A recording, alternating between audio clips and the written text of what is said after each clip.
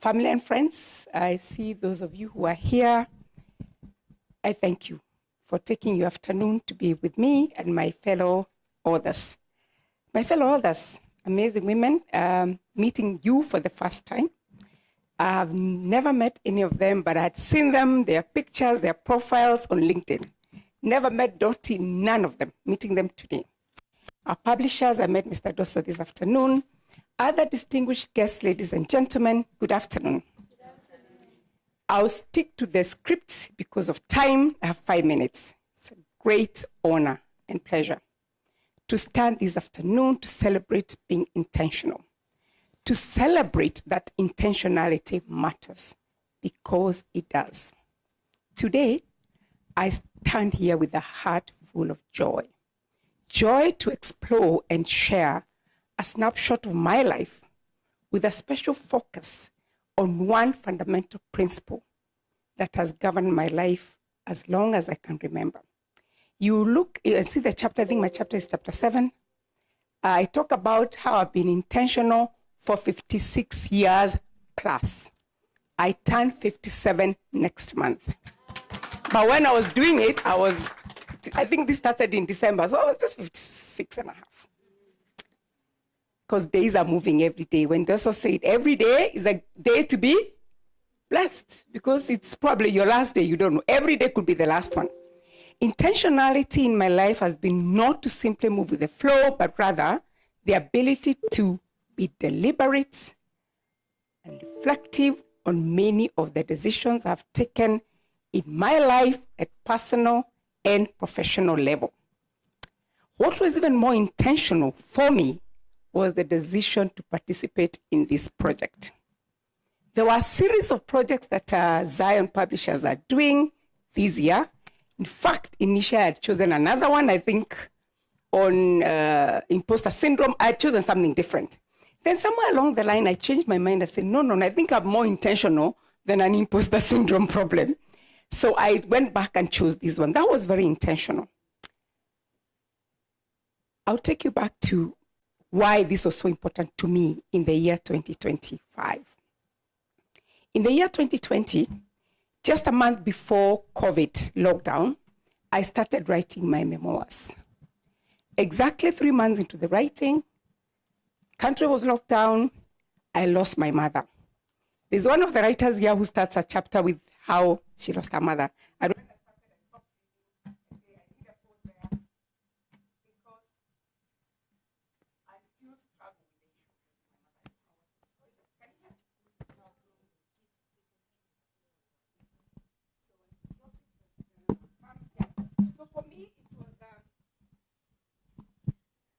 That was July 11th, the year 2020.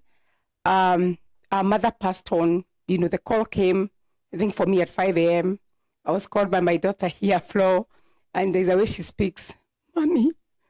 Because calls had been coming, my phone was off, and my mother died. By 6:30, she was gone. And she had gone to bed well. I was engulfed in so much grief that it almost paralyzed me for 4 years. I was unsure whether I was going forward or backwards. I had changed from a very organized, intentional person to one who was moving with the flow. I went through grief, the entire cycle, back and forth, complaining, angry, why me, why not? And she died when I was 52. But somehow, I was not ready. At some point, I never thought I would ever be able to be genuinely happy again. Around the year 2023, I had a dream. My mother came to visit me in the dream, and she spoke very vividly.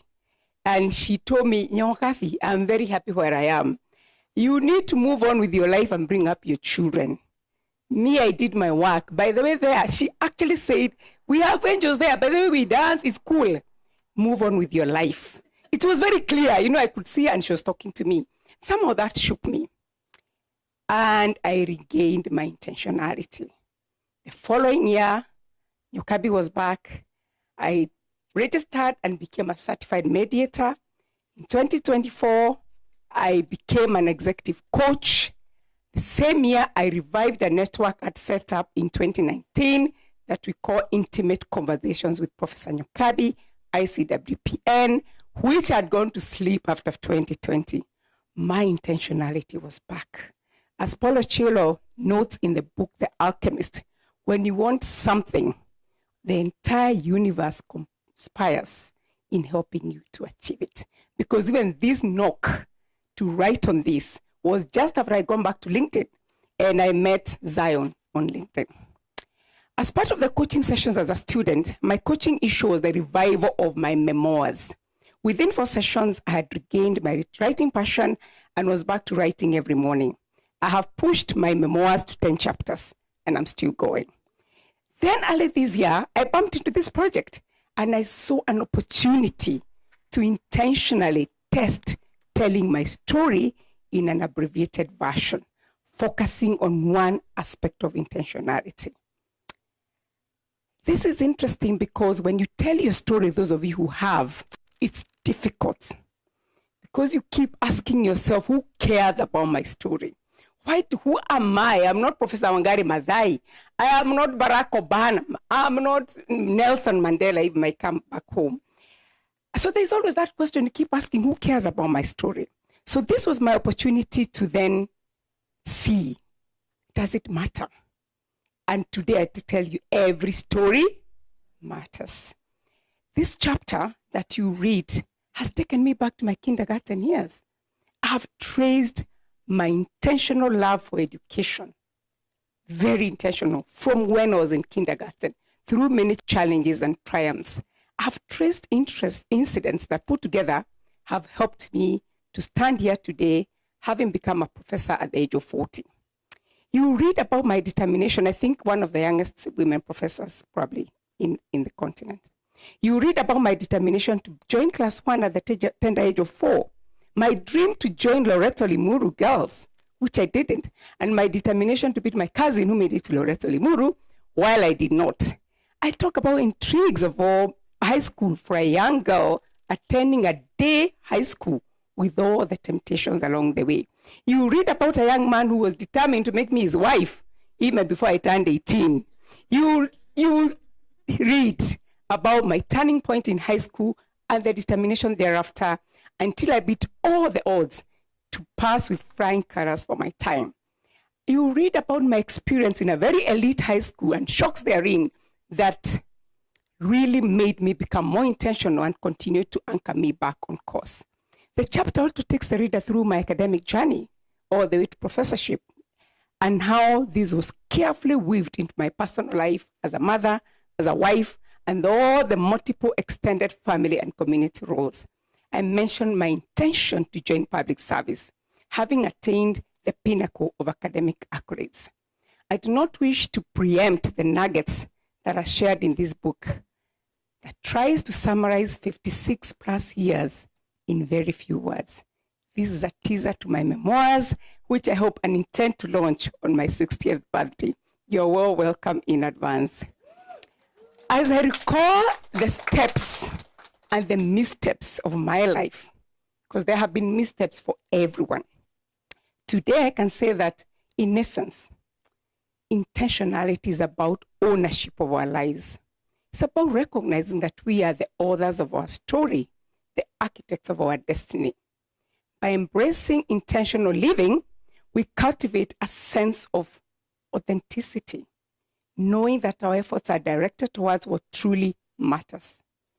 I end the chapter with a very mindful look at the years that are coming and how I intend to spend my later days intentionally. I encourage each one of you today, take time to reflect on your purpose, even if it's meaning redirecting your purpose. Set clear intentions for your life and your actions. Be mindful.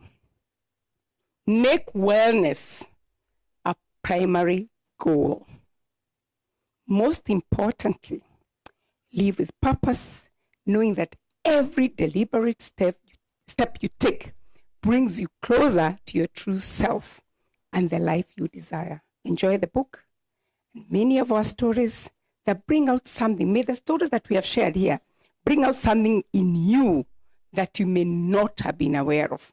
As I read the stories of my co-authors, something is coming out of me that I had never thought about before. May the time and the money you spent to join us this afternoon be well worth it. Thank you very much and remain intentional. Asanteni.